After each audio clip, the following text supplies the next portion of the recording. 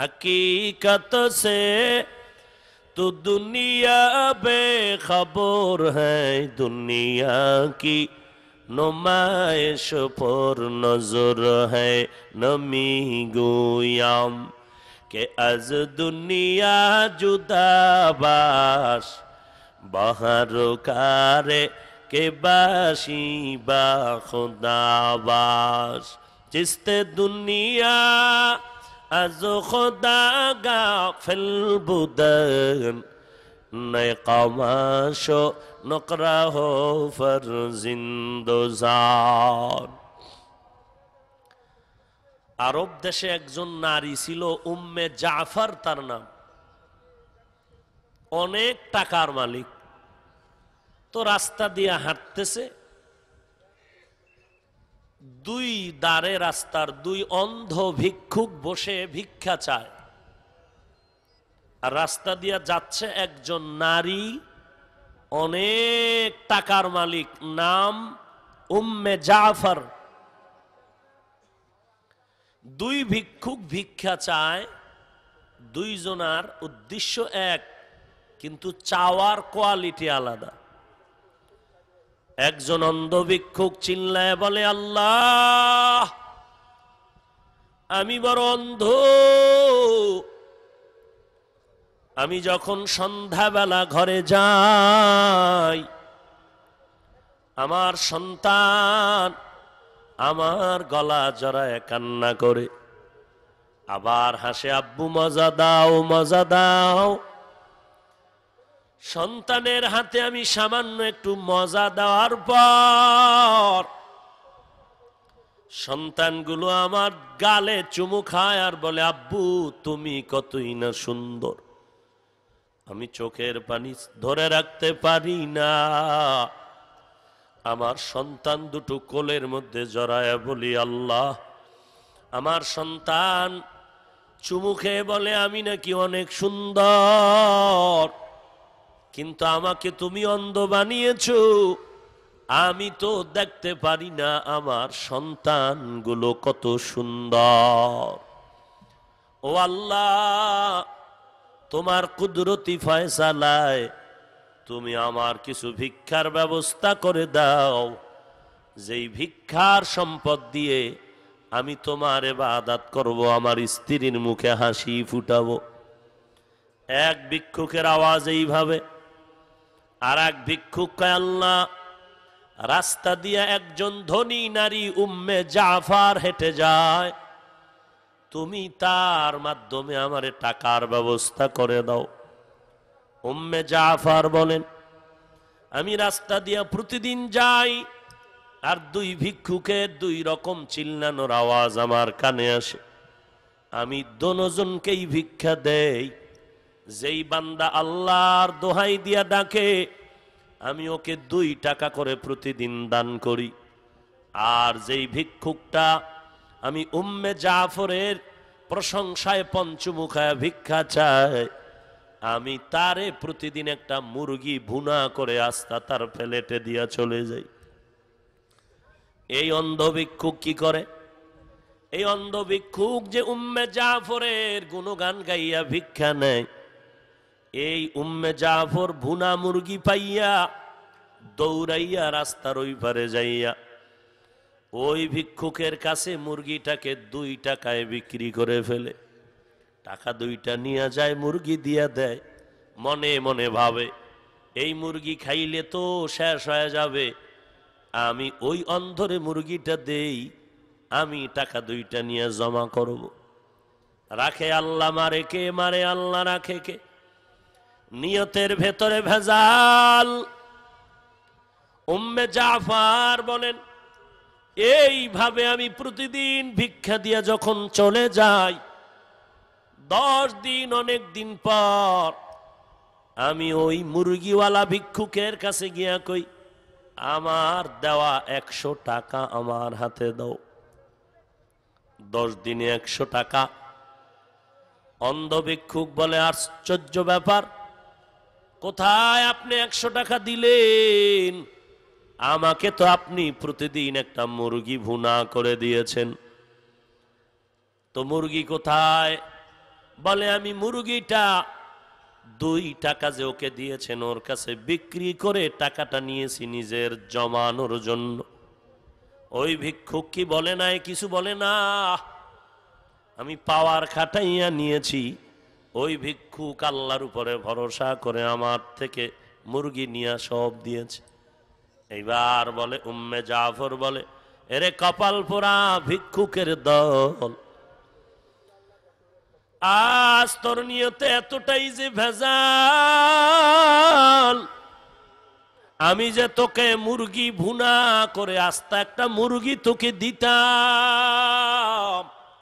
ওই মুরগির ভিতরে আমি 10টা টাকাও ভেতরে ঢুকায় দিতাম। আজ তোর কপাল এতটাই যে খারাপ, লোভে পড়ে তুই ওই 2 টাকার দিকে যখন নজর করেছো, তোর 2 টাকাও তুই পেয়েছো। কিন্তু ওই বান্দার কপাল এত ভালো, ওই বান্দা কোনো মাখলুকের দাঁড়ে নেই, আল্লাহর কাছে কান্না করেছে।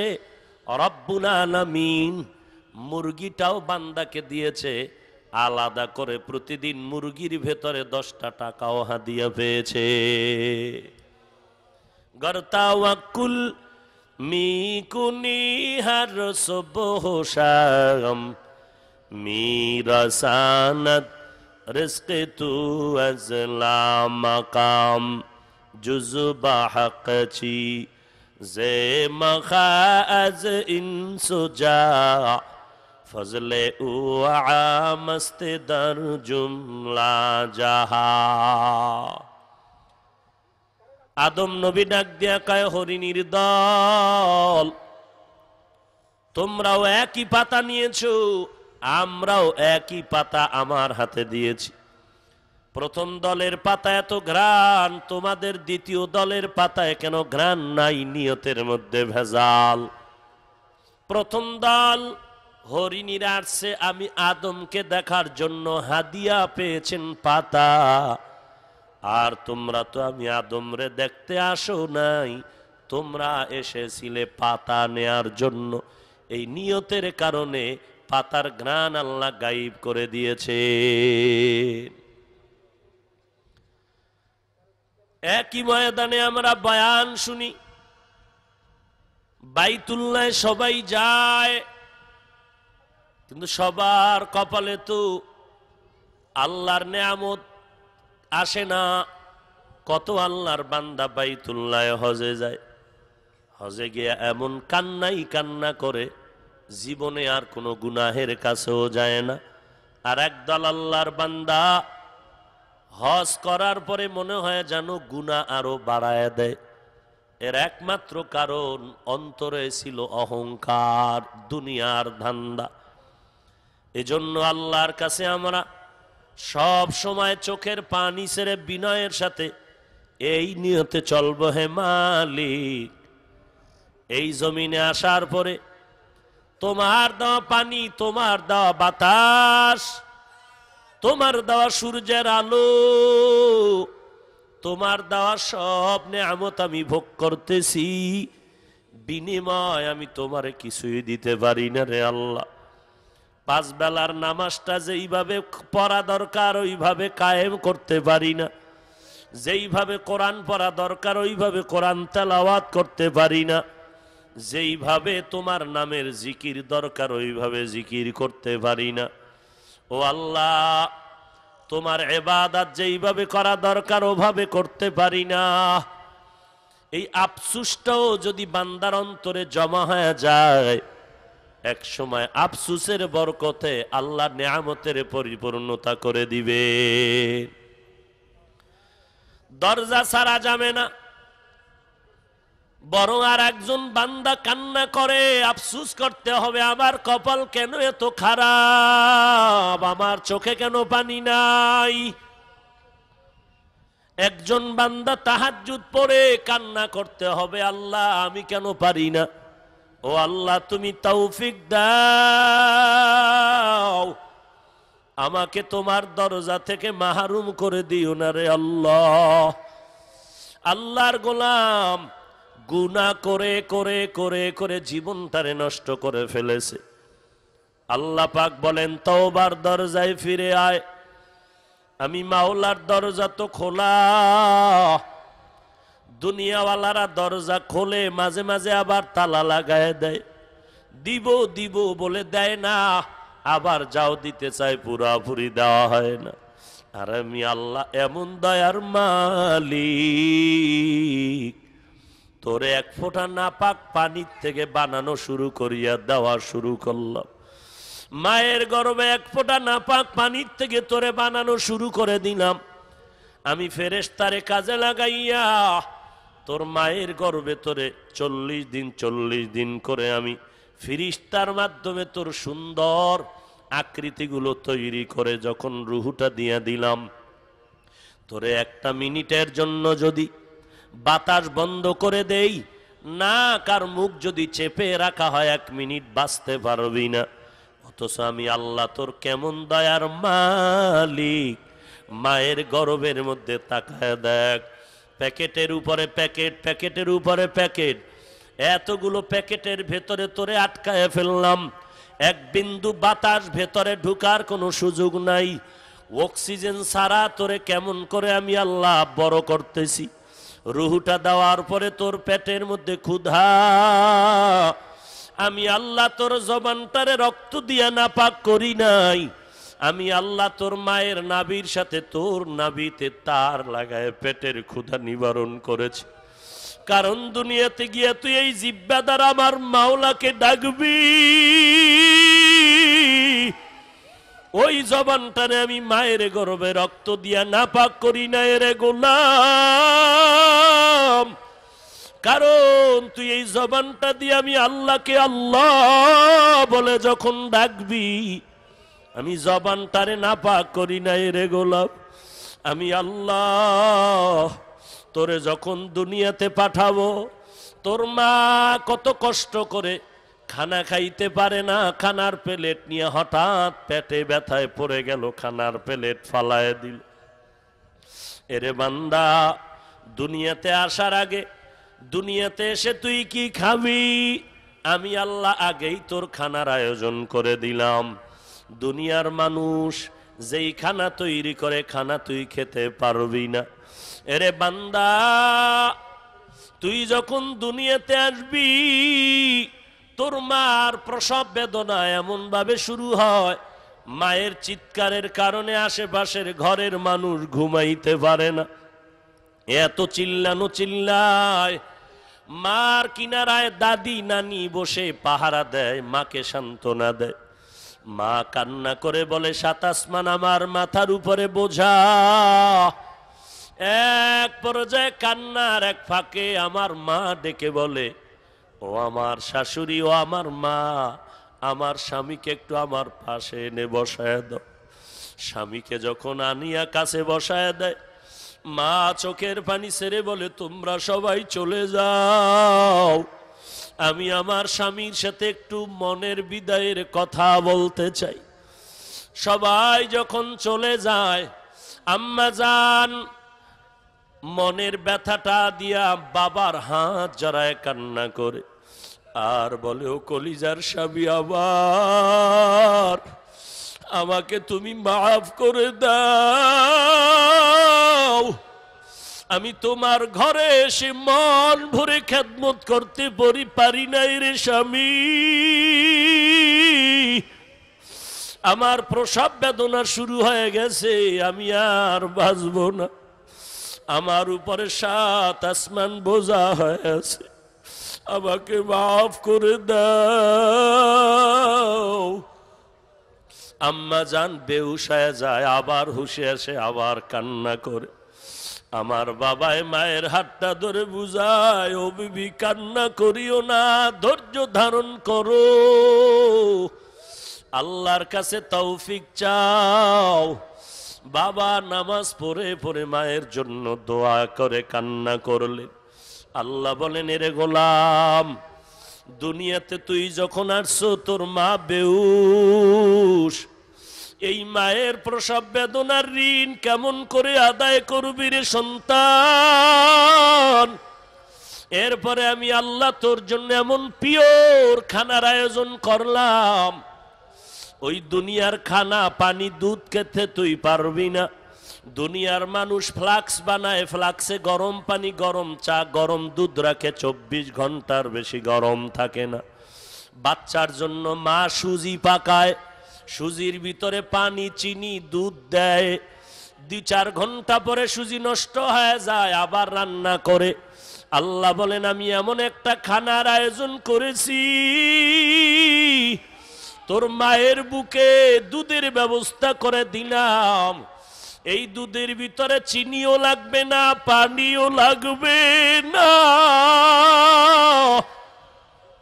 আমি আল্লাহ চিনি, লবণ, পানির সব একটা খানার মধ্যে ব্যবস্থা করে দিলাম।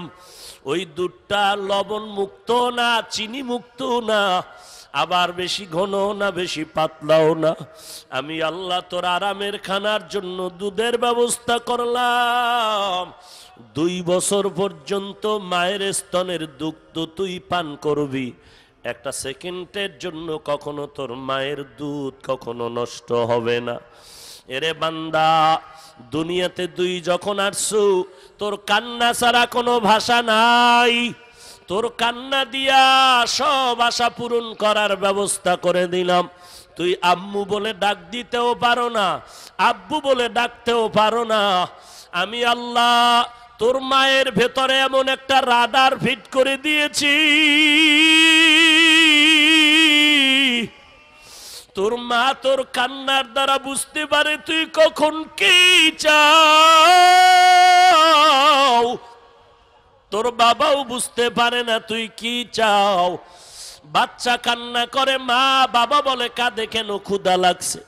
মা বলে না না, বাচ্চারে 5 মিনিট আগে খানা দিয়েছি, তো এখন কেন কান্না করে? বলে এখন ঘুমানোর কান্নার আওয়াজ। মা কান্নার অবস্থা বুঝতে পারে, তখন কখন তুই ক্ষুধার জন্য কাঁদো, কখন তুই ঘুমের জন্য কাঁদো। বাবাও বুঝে না, মা বুঝে বুঝে সব দাবি আদায় করে দিল। তোর কান্নার একটা আওয়াজ, বাবার মনে রাগ আসে, কিন্তু মা এত ব্যস্ত, এত কাজে ব্যস্ত, আগুনের সামনে দাঁড়ায় খানা পাকায়। আবার তুই যখন কান্না করো, মা পাগলনির মতো দৌড়ায়। আল্লাহ বলে বান্দা তোর একটা কান্নার পুঁজি দিয়ে যদি মায়ের থেকে সব দাবি আদায় করতে পারো, তোর মা যদি তোর মোহাব্বতে কান্না শুনে কোলে আনিয়া চুমো খায়, ওরে তোর মায়ের থেকে আমি আল্লাহর মায়া কি কম। এরে বান্দা ওই কান্নাটার পুঁজি ছাড়িস না, ধরে রাখ, ধরে রাখ, ধরে রাখ। ওই শিশু অবস্থায় যে তুই কান্না করেছো, ওই কান্নার কারণে তোর মা পাগল হইয়া তোর দাবি পূরণ করেছে। তুই আমি মাওলার দরবারে অবশ শিশুর মতো চোখের পানি যদি সারিয়া দাও, আর যদি বলো হে দয়ার মালিক, আমার ডানে কেউ নাই, বামে আর সামনে পেছনে কেউ নাই, আমার এলেম নাই, আমার আমল নাই, আমার কোনো যোগ্যতা নাই, আমার কিছুই নাই। আয় আল্লাহ, আপনি আমাকে দয়া করে মানুষ বানিয়েছেন। আয় আল্লাহ, আপনি সম্মানের চেয়ারে বসার তৌফিক দিয়েছে। মানুষ আমাকে সম্মানের কারণে সালাম জানায়। আয় আল্লাহ, এই নিয়ামতকে যেন আমি ভুলিয়া না যাই। ও আল্লাহ, তুমি আমাকে ভুলিয়া যাইও না। আল্লাহ পাক বলেন ফাজকুরুনি আযকুরুকুম, যেই বান্দা আমাকে ভুলে না, আমি আল্লাহও সেই বান্দাকে কখনো ভুলি না। এরে নবীর উম্মতের দল, আল্লাহ পাক বলেন রে গোলাম, আমার দেওয়া নেয়ামতকে অস্বীকার করে তুই কই পালায় যাবি?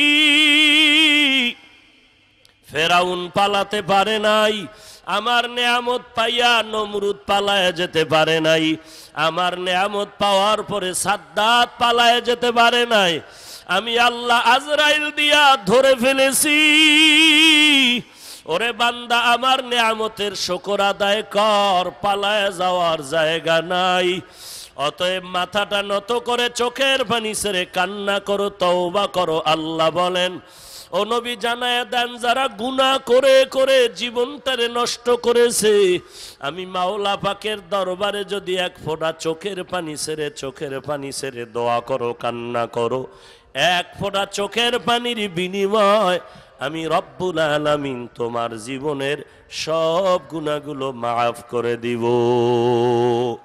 আতিনা ফি দারে দুনিয়া না হাসান, আতিনা ফি দারে উকবা না হাসান, ইয়া গিয়াসাল মুস্তাগীসিন ইহদিনা লাফতিখারা বিল উলুমে ওয়াল গিনা। हर गोरी देने को तू तैयार है, जो न मांगे उससे तू बेजार है। कुल या इबादी अल्लज़ीना अस्रफू अला अनफुसिहिम ला तक़नतू मिर रहमतिल्लाह। আল্লাহ পাক বলেন, আমার রহমত, আমার দয়া থেকে নিরাশ হয়ে যেও না। এক ফোঁটা চোখের পানি ছেড়ে যদি হাজার অন্যায় করে যদি ক্ষমা চাও, আমি আল্লাহ তোমার চোখের পানি গালের নিচে আসার আগে জীবনের সব গুনাহগুলো মাফ করে দিব। বাইরের মাইক বন্ধ করে দাও। ভাইরা আমার, আল্লাহ রাব্বুল আলামিনের কাছে খাঁটি নিয়তে বসি 24টা ঘন্টার ভিতরে কত সময় আল্লাহকে দিলাম। যার হায়াত 40 বছর, হিসাব করেন কি পরিমাণ সময় আল্লাহকে দিয়েছেন। 24টা ঘন্টাই তো আল্লাহ চায় নাই যে আমাকে দিয়া দাও, মাত্র 2 ঘন্টা সময় আল্লাহ চেয়েছেন। ফজরের সময় 20 মিনিট দাও, জোহরের সময় 20টা মিনিট সময় দাও, আসরের সময় 20 মিনিট দাও, মাগরিবের সময় 20 মিনিট দাও, এশার নামাজে 20টা মিনিট সময় দাও। 24টা ঘন্টার ভিতরে 2 থেকে 2.5 ঘন্টা সময় যদি তুমি আল্লাহর পথে দাও, পুরা 24 ঘন্টাই নেকের পাল্লায় ওজন হয়ে যাবে। অতএব আমরা যারা আসছি শেষ দোয়া করে যাব, রাজি আছি তো ইনশাআল্লাহ? আল্লাহ সবাইকে কবুল করেন।